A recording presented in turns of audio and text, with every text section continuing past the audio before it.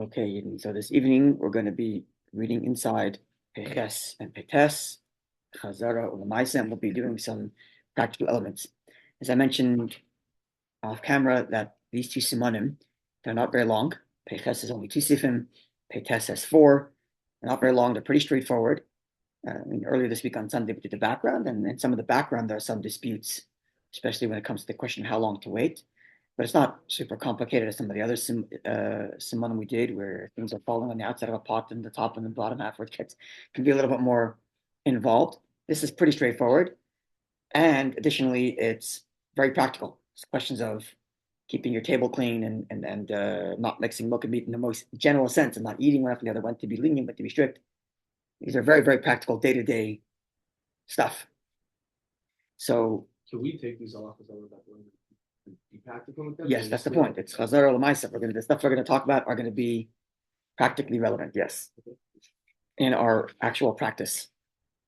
A lot of it just helps so far being able to understand it, right? Not necessarily have the answer. Yeah, as we spoke about many times, our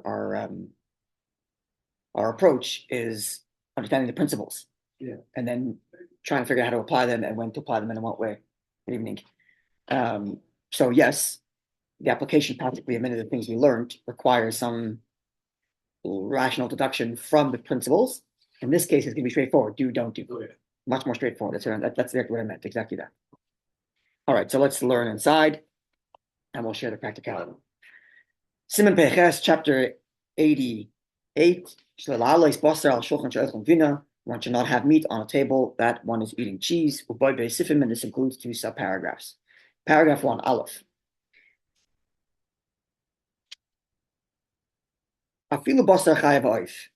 Even if we're only talking about meat that is of an undomesticated animal, undomesticatable animal, we spoke about that last week, and fowl or poultry, that is to say, this is meat that isn't prohibited biblically. As biblically speaking, only beef and milk are prohibited. So even if it's the rabbinically prohibited meat, that is non-beef meat or poultry, it's forbidden to put it onto al shulchan on the table. That one is now eating cheese. So that one shouldn't, God forbid, end up eating them together. So there's no biblical prohibition here. Obviously, even eating them together most likely is rabbinic, right? Because biblically speaking, it's only usher in bishul. They're cooked together, as we learned in Pei Zayin, as we learned last week. But nonetheless, this is our custom to keep ourselves away from eating them together. And as we explained on Sunday, because milk and meat are on their own kosher, so I readily eat them. It's not as if my antennas are up not to touch this meat or milk. If it's not kosher food, pork, I'm never touching it. So sitting on my table, I'm not going to accidentally eat it. But milk and meat, considering that they are things that I eat regularly, there's a higher risk that I'm going to eat them together in some fashion, and therefore don't put them together. And the same thing going to be, And therefore, but the countertop, which you're using to prepare your meal, they can be next to each other. It's only on the table where you're eating was a question of eating them together. Okay? Mm-hmm. Let's now look at the practicalities.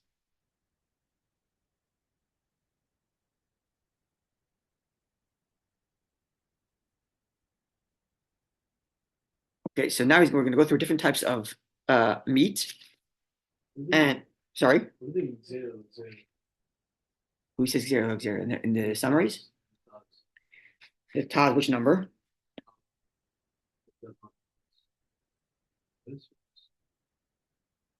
Yeah, it's exer because the eating of milk and meat is itself is exer. Eating them together is itself a rabbinic prohibition because it's not cooked together. And now we're telling you not to put it on the table lest you eat it. So it's two-step remove warning. They're not eating together as a warning against the biblical cooking, and not putting on a table is a warning against the rabbinic. But nonetheless, we still go ahead with this Gzera. Okay, so a number of different types of meat dishes that one should not put together with cheese in the same table.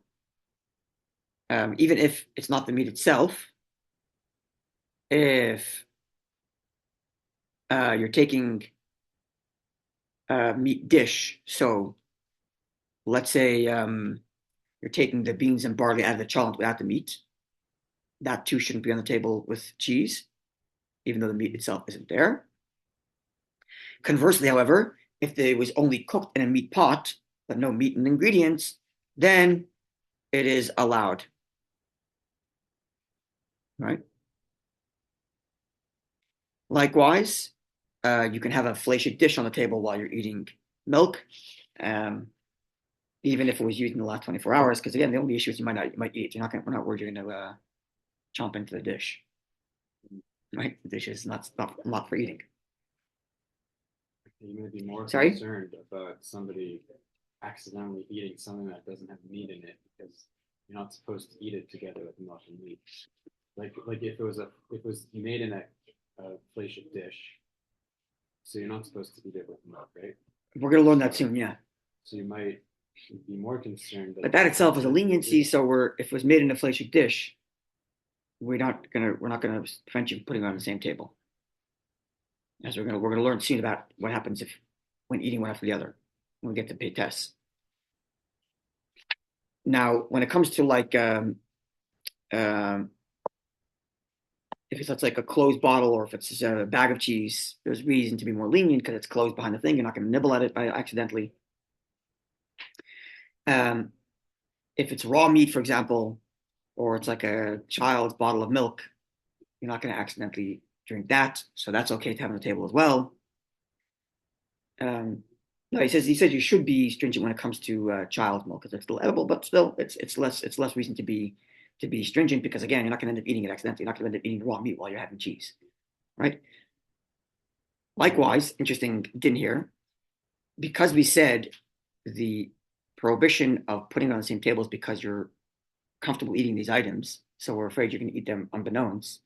If it's, let's say, meat from a hechsher you never rely on, so you're not going to come to eat it. It's now it's even though it's kosher technically, but because it's not the kind of meat you would usually eat, so now falls into the category of like the kind of meat that you don't regularly eat, and therefore the concern that you're going to eat it together is not there, and therefore being on the table is less of a problem.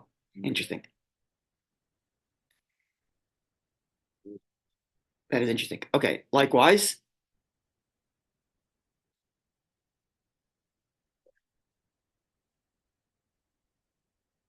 Okay, that comes in the next sif.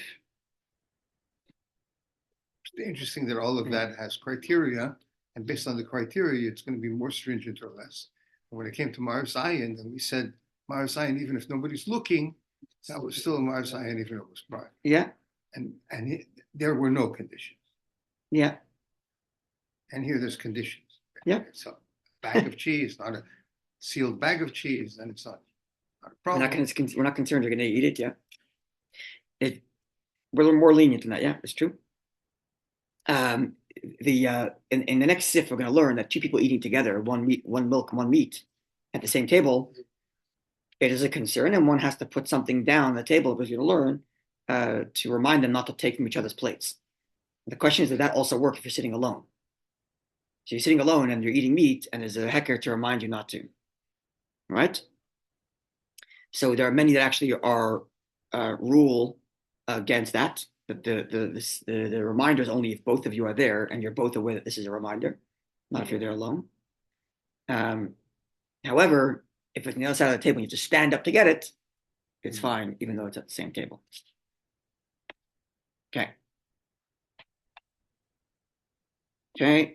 Were people naive that they took from somebody else's dish? We're going to get to that in a second. About that. That's in the next sif, about taking from each other's dish.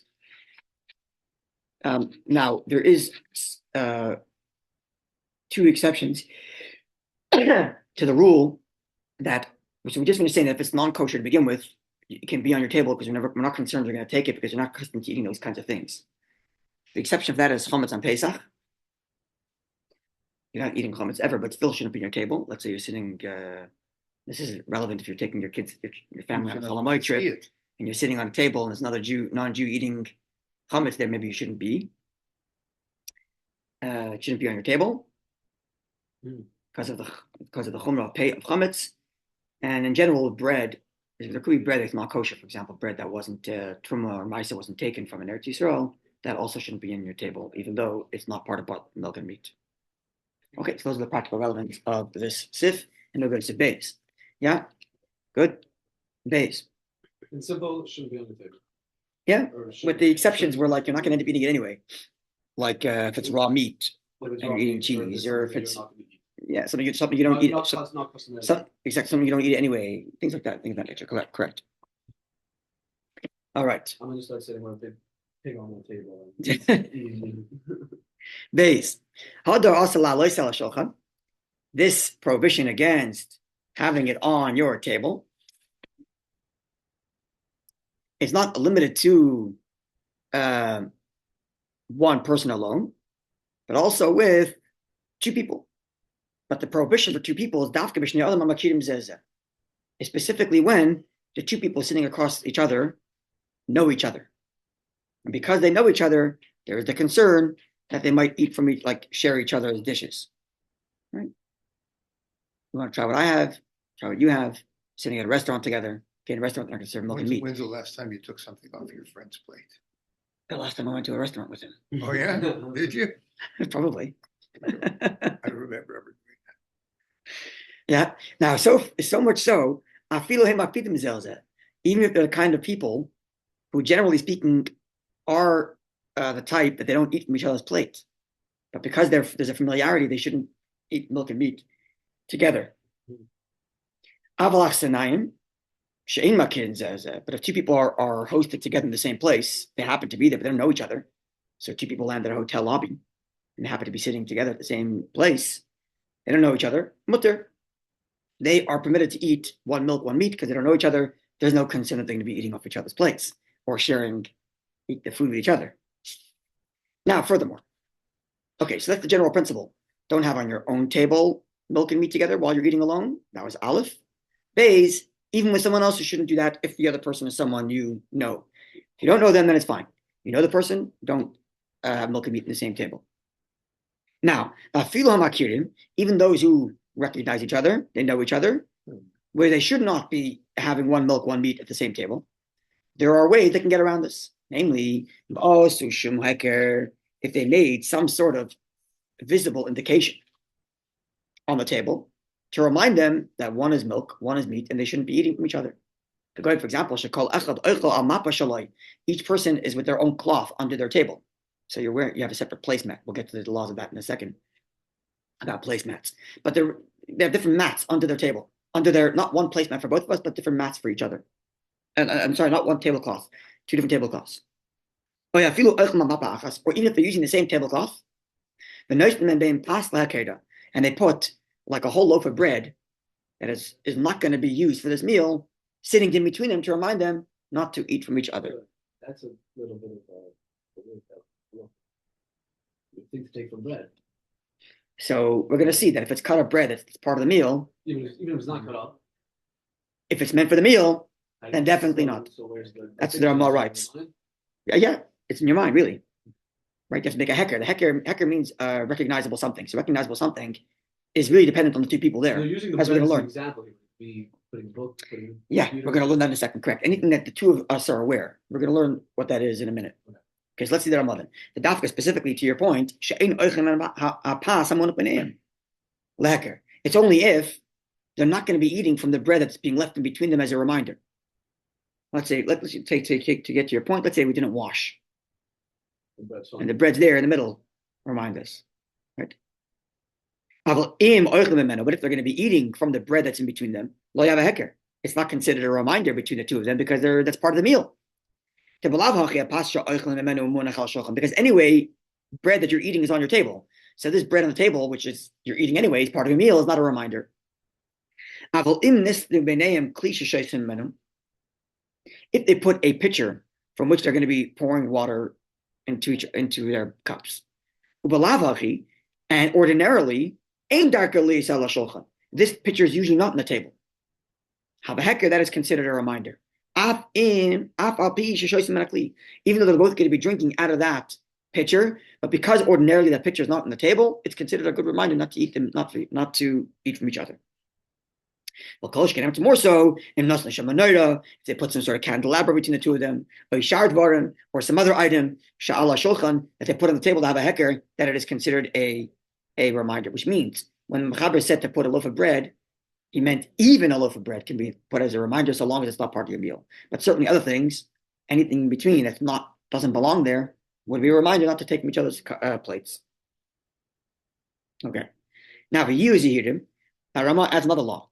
We should be careful that the two should not be drinking out of the same cup. One eating meat, one eating dairy, and there's one cup in between that we're drinking our water from. Don't do that. Because what you are eating gets stuck to the cup that you're drinking out of. And the other person is going to be, might God forbid, be eating out of that or consuming some of that. And certainly they shouldn't be eating from one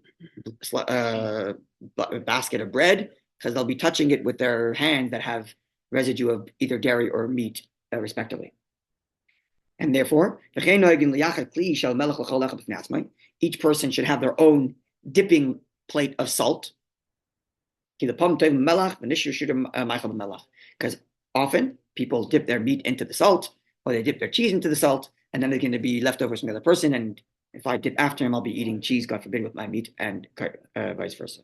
So what do we learn? We learn two people eating together who know each other, who don't know each other, no problem. They know each other. Make sure you got a reminder between. The reminder in between is got to be something that is not part of the meal and is not usually there. Right? That's what we learned. Now, sorry? Bread. Yeah, or even a full loaf of bread that's not going to be eaten is also fine, even if you did wash. If it's cut up and it's part of your meal, then probably be a problem. Then it's probably a problem. If you guys both wash and it's cut up bread, did not wash, but it's cut up bread. then I'm going to assume it's okay. But anything that's not ordinarily there would be a good reminder between the two of you. And then the Ramah told us two more laws. One, don't drink out of the same cup when you're eating milk and meat, respectively, because of the residue, and don't dip into the same salt bowl when you're eating milk and meat, respectively. So let's get some more practical laws on this regard. Wow. Okay.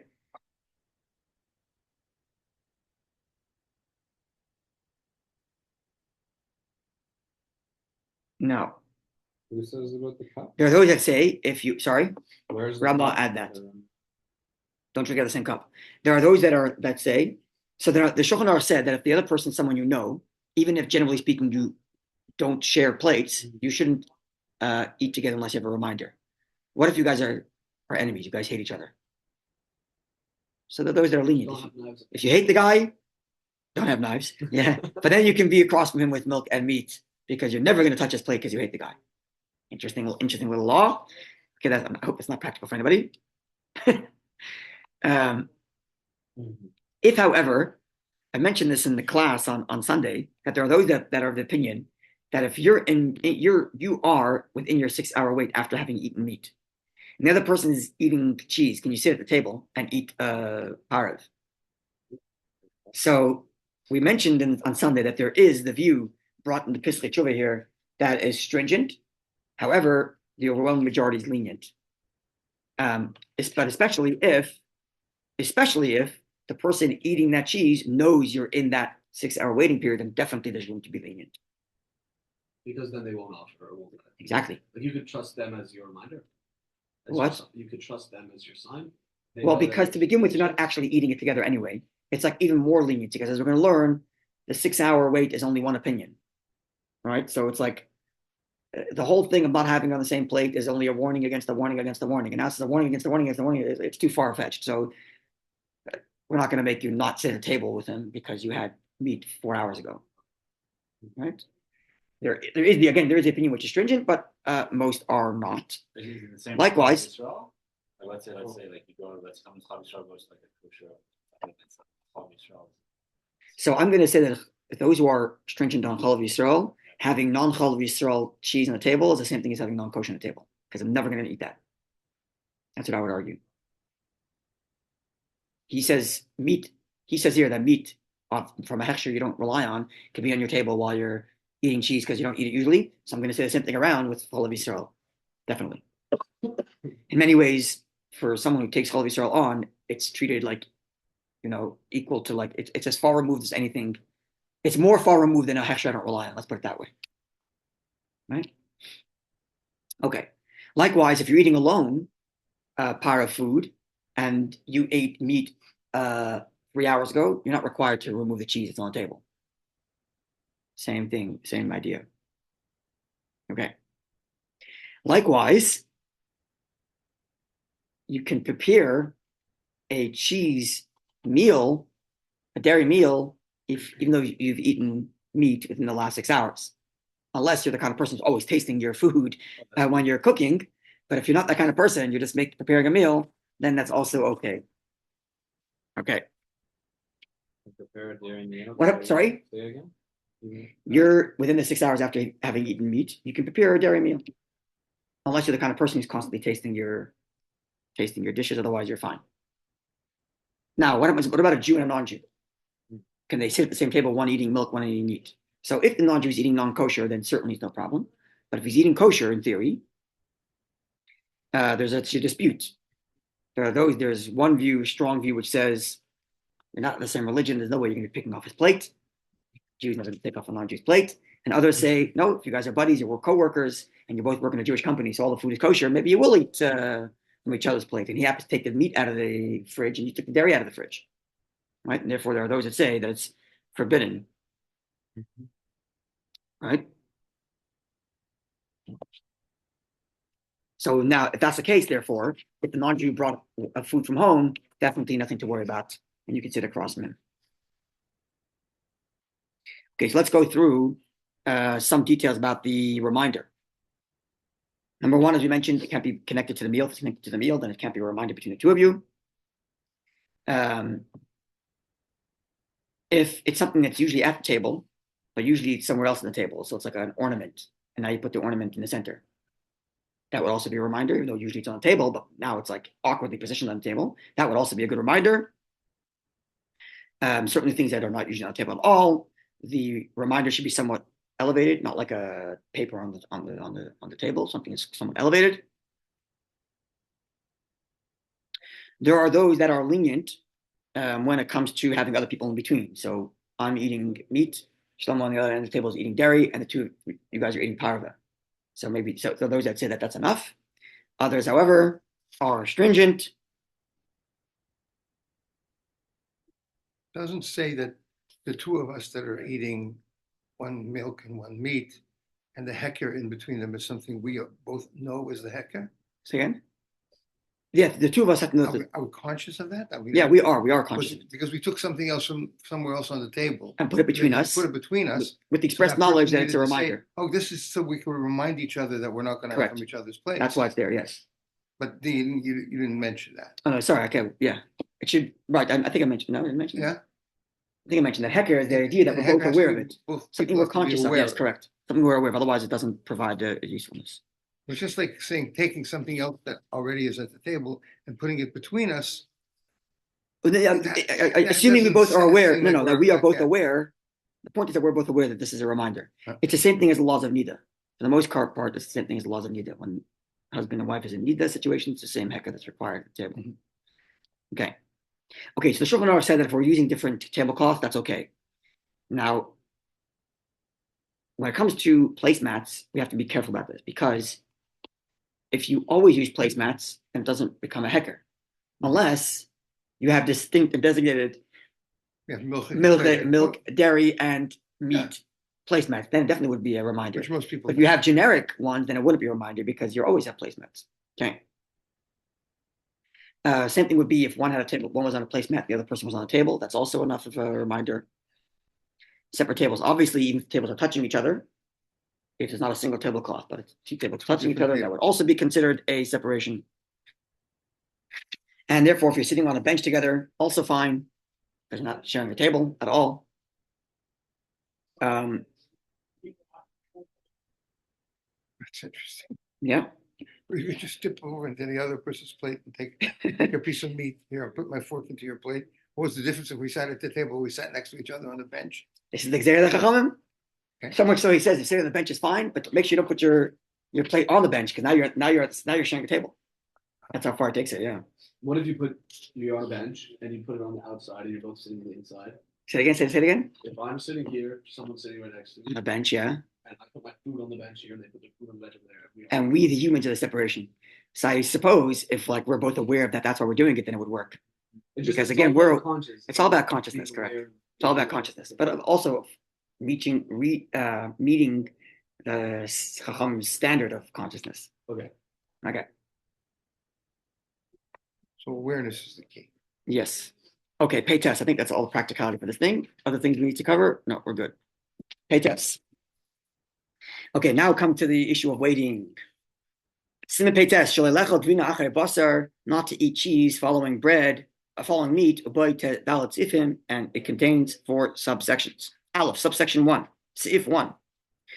If someone ate meat, even if the meat he ate is not biblically part of the prohibition of milk and meat, because it is undomesticatable animal, or it's poultry, we should not eat cheese afterwards.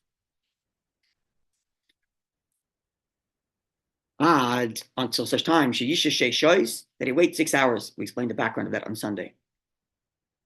Now, feeling shock, right? We explained the Gemara tells us you have to wait for a meal, and the majority of the Rishonim of the post Gemara commentaries understand that waiting a meal means waiting the time it takes from one meal to the next, which is 6 hours, from breakfast to lunch, from lunch to dinner, or from what they used to be was brunch and supper, probably. Yeah. Now, if I'm feeling shakashir, even if you waited the full 6 hours, if you have meat stuck in your teeth, you got to remove it.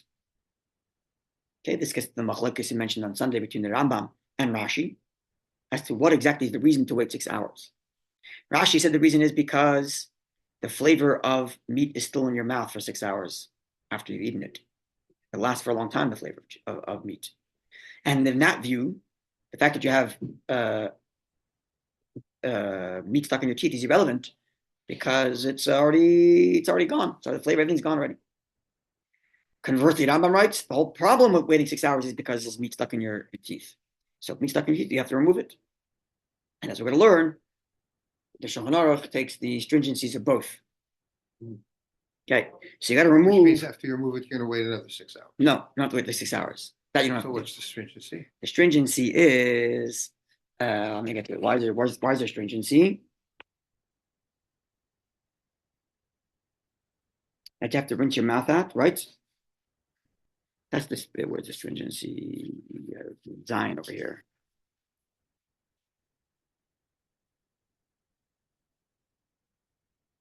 Oh, if you chew meat, oh here right now.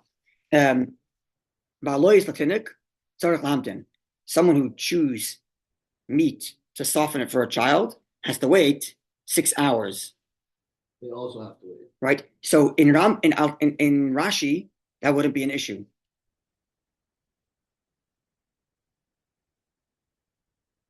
Sorry, it's the other way around.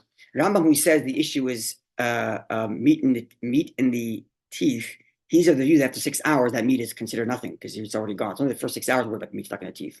Whereas Rashi was concerned with the taste. So if you chew meat for a child, right, then the taste thing is not there because you didn't swallow it, but the teeth thing is there. And therefore you also have to wait 6 hours. And yet, even after 6 hours, you have to remove the meat, like Rashi's view. Even though Rambam would say that meat in your teeth after 6 hours is not a problem. There's the Do stringency. you do something and not have the taste? Impossible. The taste that I think that Rashi is referring to is when you eat something and it's like still in your chest and it comes up. Yeah, but taste is all in your mouth. Right, but that gets washed out very quickly.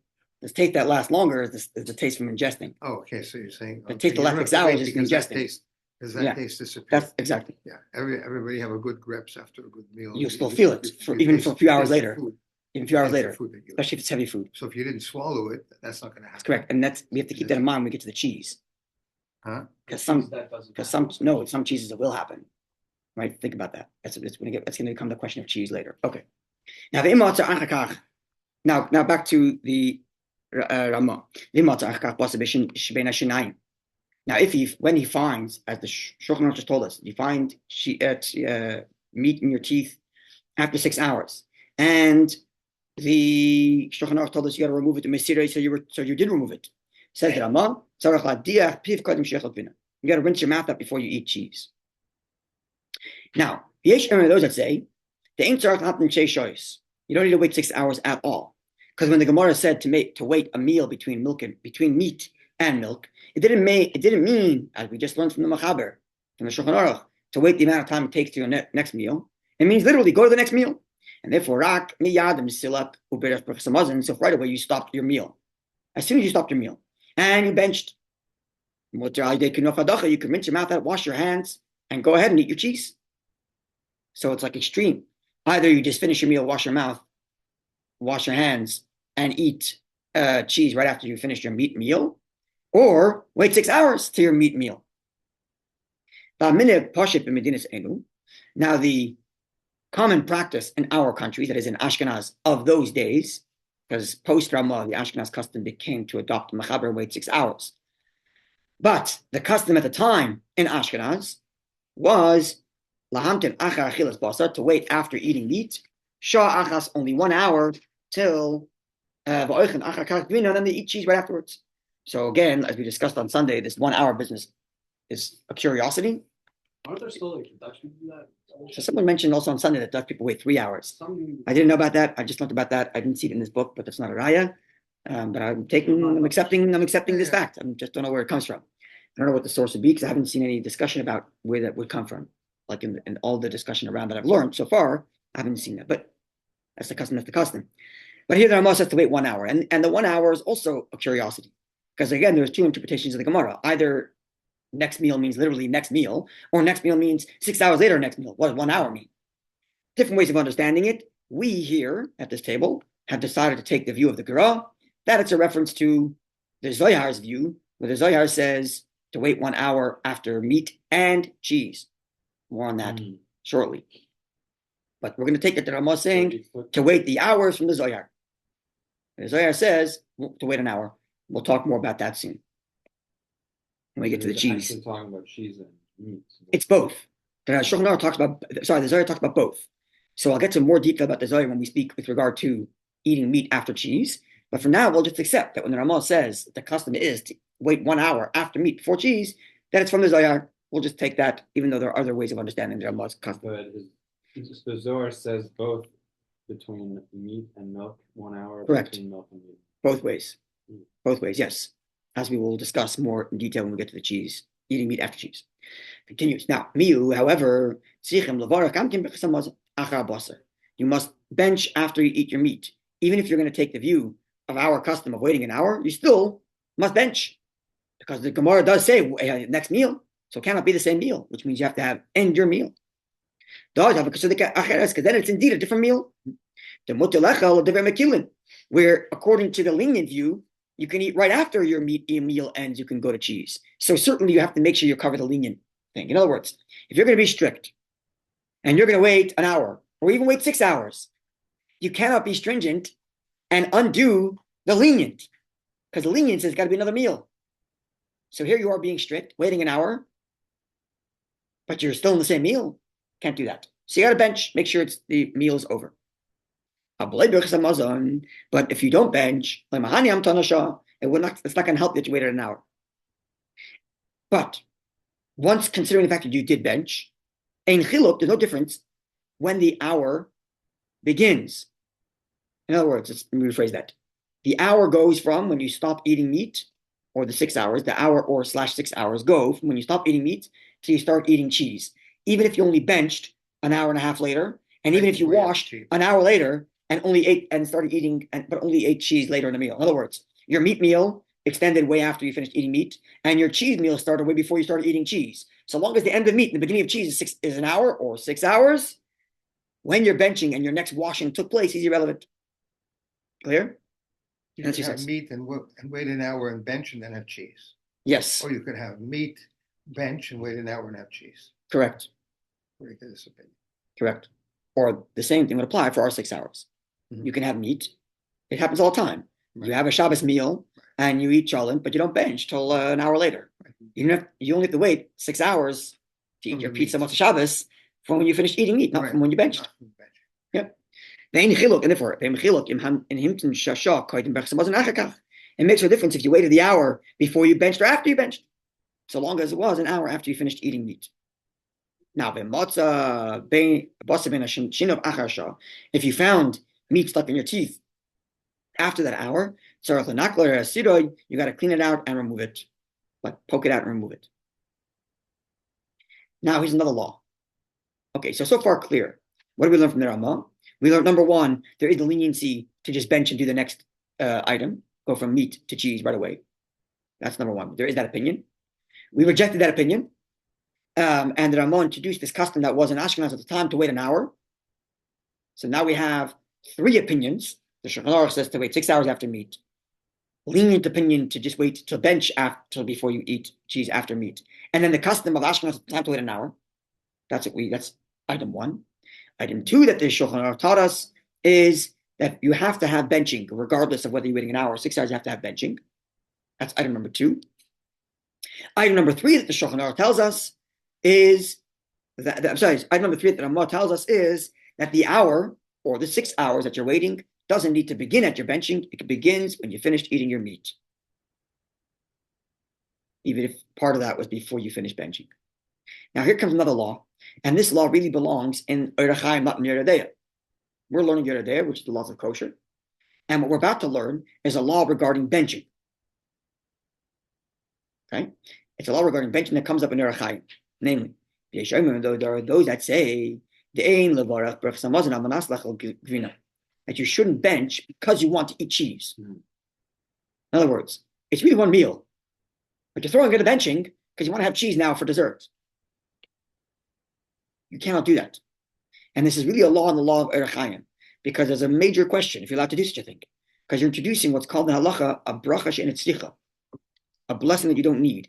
So let's just say I'm having 2 slices of bread, and I know I'm going to have 2 slices of bread. I may not bench after slice 1, wash, and then eat slice 2, and bench again after slice 2. I may not do that, because I just introduced a whole bunch of blessings that are unnecessary, which is borderline, if not outright, God's name in vain. So if that's the case, I couldn't do that between 1 slice of bread and second slice of bread. Why can't I do that between meat and cheese? If to begin with, I know I'm having 1 meal and I'm just throwing it at benching because I want to eat the next thing. Because the person intends it Can't to do be that. 1 meal. That's right. In other words, You're just the main using point here benching is, sorry? You're just using the benching as an out. Correct. The main thing is silak atzma. You are done your meal, and then you start another meal later, but not because you're ending it purposefully to start the next one. Nonetheless, of this Ramah, many are not very stringent about this, and we do this. Almost everybody does this once a year. Shavuos. We all have cheese. We have first meal. We bench. Many of us sit around the same table, and then just wash again for meat, or don't even wash. We just start eating. An hour. Sorry. Usually wait an hour. We wait an hour, Yeah. but we're benching for the next meal. Right? We're often doing that, even though we may not necessarily be washing again. But that's the case that he said before. It's not terrible because we may not be washing again. We may not be washing again at the meat meal. So it's not the worst thing because you're not like benching and then washing again. You're benching, finished your challah portion along with your cheese, and now you're starting a meat thing. But nonetheless, it's borderline. Bench if you're waiting an hour. You do have to bench. That's what we just learned from the Ramah. You have to bench, otherwise it's still considered the same meal, and you may not do that. All right. Okay. Now the Ramah concludes. There are those that are particular lahamtin to wait 6 hours after eating meat before they eat cheese. And this is the appropriate thing to do. So the Ramah is saying like this: the appropriate thing, is my view, is wait 6 hours after you finish eating meat. What can I do? The custom is that people don't do that; they wait an hour. All right, so they wait an hour. And anyway, there's an opinion which says you don't have to wait an hour at all; just got a bench. Yeah. However, as many of the halakhic commentaries, even from the early Ashkenazi day, tell us that in the post-Ramah era, it's become the ubiquitous practice that everybody waits full 6 hours, and one should not be lenient. I even saw a source which says that there are those that wait 24 hours. Huh. And if they eat meat today, they won't eat cheese till tomorrow. Apparently, the Arizal did that and others. Okay. Have a meat day and a cheese day. Say again? A meat day and then they have a cheese day. Apparently. I used to have that growing up, lunches. You know, meat lunch days, Yeah. cool, dairy lunch days. All right. Now, the 6 hours waiting are literally 6 hours on the clock, not halachic 6 hours, which would either be longer in the summer or shorter in the winter. It means literally 6 hours on the clock, not 60-minute hours. Have yes. you ever heard of into the 6th hour? Oh, so we should be stringent.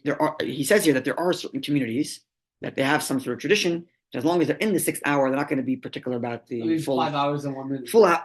Once it's past 5 hours, they don't look at the clock so much and they just eat already at some point. But that's not our practice. Our practice is to be stringent about 6 hours. Again, as we mentioned, you wait from the end of your eating meat to the beginning of eating cheese, even if the benching in the meal goes longer. We mentioned that. Based on the Rambam. Hmm? I think I was reading about it. That's into the Based 6 on- hours, okay? Somehow based on it. Okay, if you have an article on that, please share. Okay.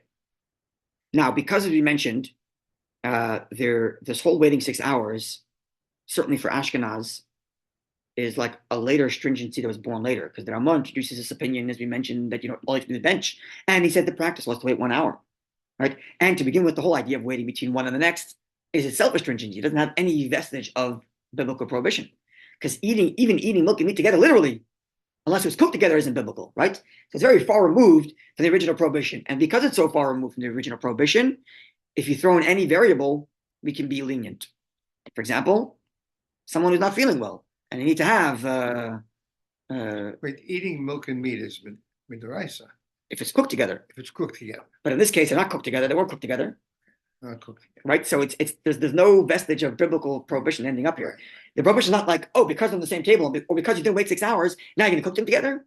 Mhm. That's not on the table, Mhm. right? It's just like the flavor is still in your mouth and the cheese is also going in. Where's the biblical prohibition in that, right?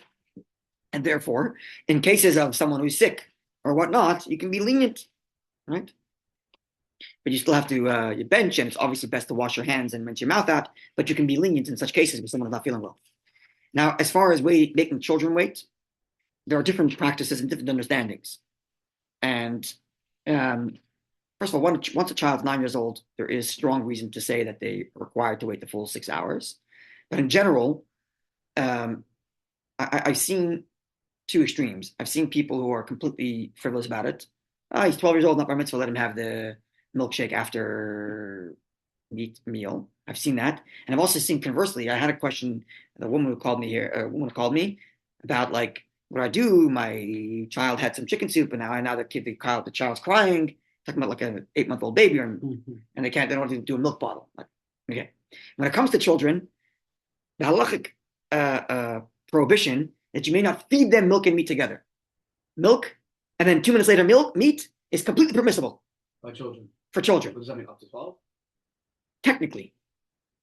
But then you have another obligation called education. So the obligation of education is not the same as your obligation to keep kosher. Two different things. As far as the kosher law is concerned, again, even for me, biblically, there's no problem with eating milk and meat right after each other. Even eating milk and meat together is not a biblical prohibition.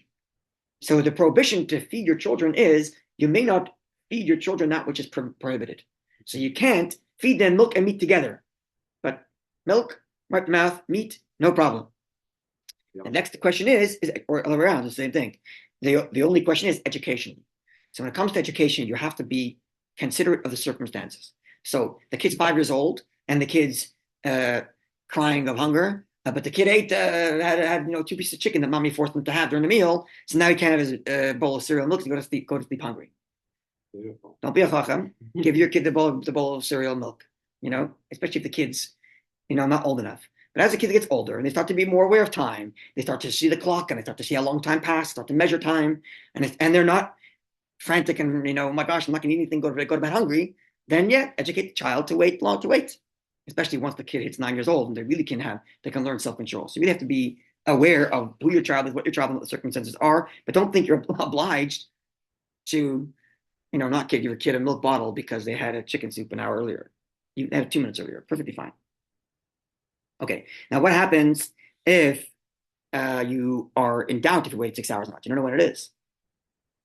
Many say because this is something that's eventually going to be permitted anyway, so you might as well just wait to such time that you are absolutely certain you finished. Like you're not sure that I finished my chant at 2:30, 3 o'clock. Okay, so wait till you know for sure that it's 6 hours. Wait There are from those. 3 o'clock. Sorry, Wait from 3 o'clock. wait from the later one because anyway, it's not like there's a principle halacha called davar sheish levatir, and we're going to be learning about that. Something which eventually will become permitted, we're stringent on. If it's anyways going to become permitted later, it's not like we're throwing it out. I'm normally on Shabbos. I start my timer when I get home from shul. I don't know when I took my last bite. If I'm home from shul, I know I'm safe. See, exactly. And then my timer can start. Exactly. Yeah. Now, what happens if you ate something that's you're in doubt as to whether or not it's meat or not? I'm not sure. If you know for sure you didn't taste any meat when you ate it, it's fine, right? Because we not a taste. So if you had cholent that was served in MPC, and as far as you're concerned, you only had beans, barley, potatoes, but you're not sure if it was actually meat. If it was actually meat in the cholent, it just didn't make it to your plate. So if you are certain you didn't taste any meat in that cholent, even though maybe there was, you're okay. Yeah, MTC makes cholent without meat? they do. There is meat in the cholent every week, but if there wasn't, okay. Likewise, let's say this is a common thing. I forgot that I started eating milk. I started eating my bowl of cereal, and then I realized 3 hours ago I had meat. What do I do now? What do I do now? What's worse, wasting? Say again. What's worse? So the common practice, the halacha is you stop eating now, even though there are those that are lenient, but you stop eating the milk, and we end up being stringent of both, which means you don't eat meat for another hour, That's right. and don't eat cheese for when you're for 3 hours remaining from your original meat. So we take the stringency of both actually, but certainly stop eating your cheese. Now, what happens if you made a bracha on your cheese, and before you took a bite of cheese, you remember that 3 hours ago you had meat.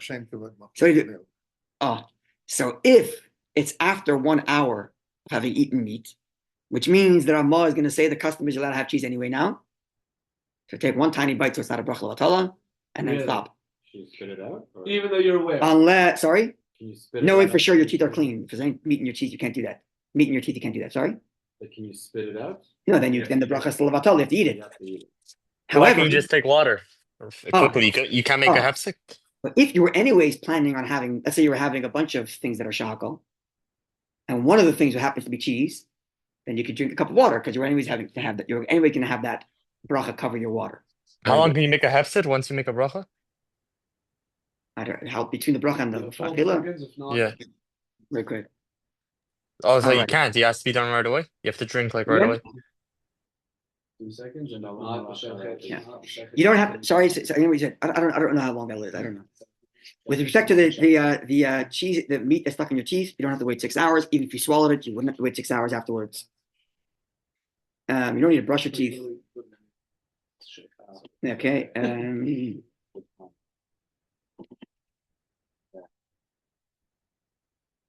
Okay. So now here's another interesting thing.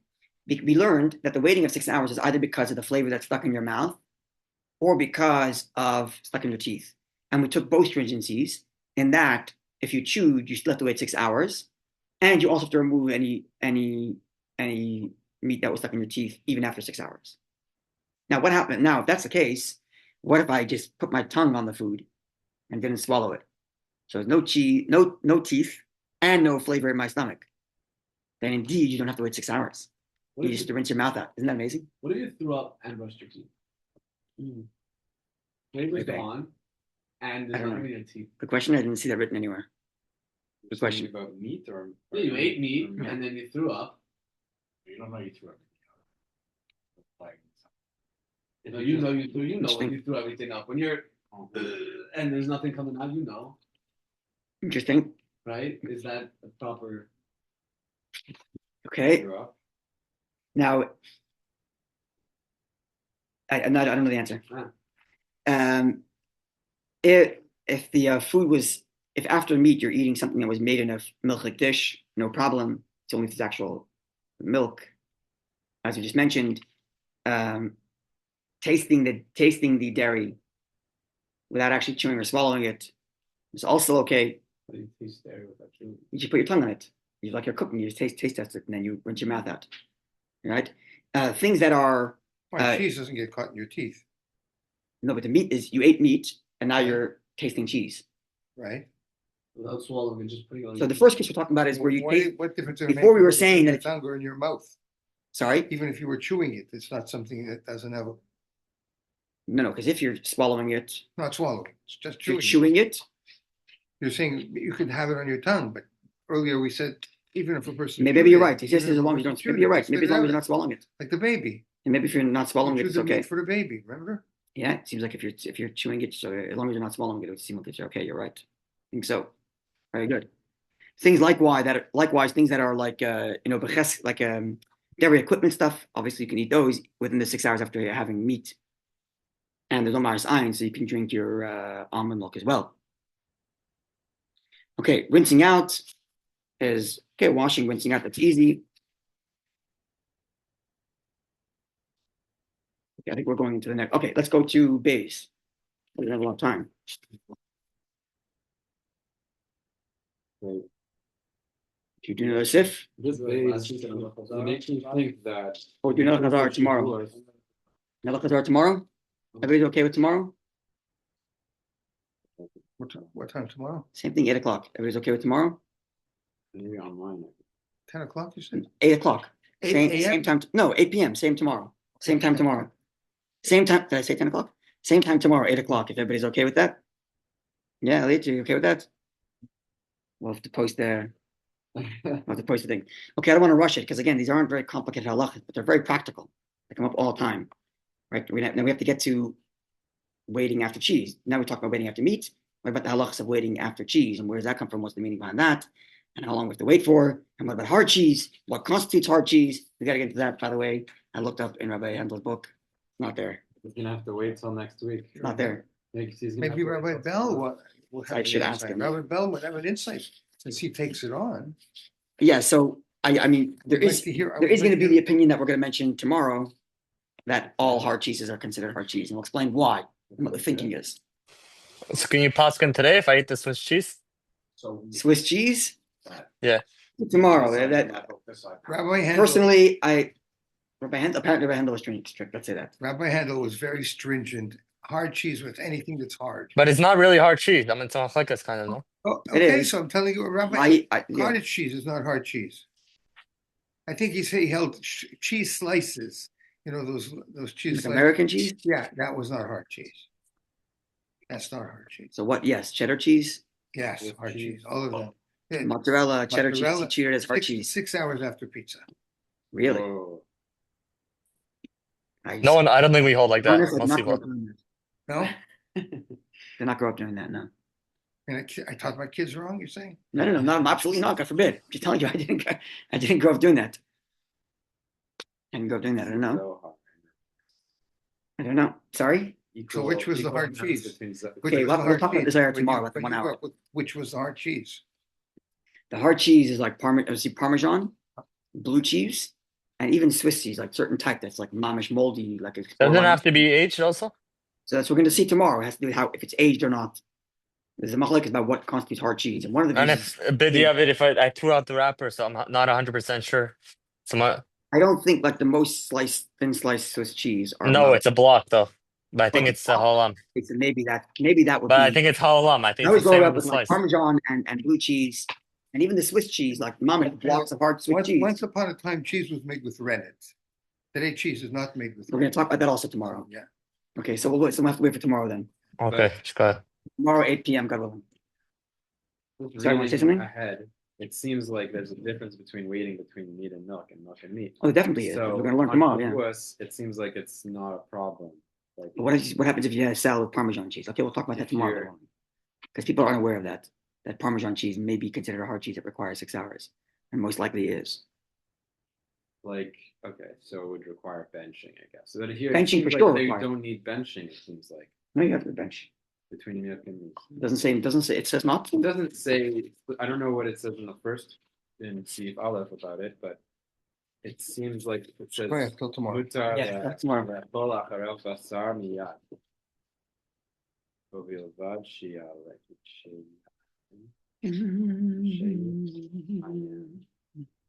ידע. שלא יהיה שם דבר." Right, no, doesn't need to have benching. I don't remember It if it doesn't does. say, I don't know if it says specifically in the Shulchan Aruch about benching either.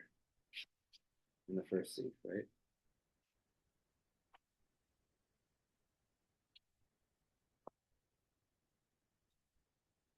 Hmm. Does it explicitly say you need a bench between? So far as I remember, yeah. So here it doesn't say. It's What do you? But between milk and meat, Yeah. The Shulchan Aruch doesn't explicitly mention. I'm Good wondering point. if you need to bench between milk and meat. Milk and meat. Versus- It didn't say it. We only spoke between meat and milk. Can you assume yes? Or No, we're stringent. And the Ramah says to be machmer, we're stringent like the Ramah to bench also. The Ramah stringency, where he says we're stringent like after cheese as well, is includes this stringency of benching. Yeah. So that includes stringency of benching. Okay, we'll talk about all that tomorrow. Okay. We're not even.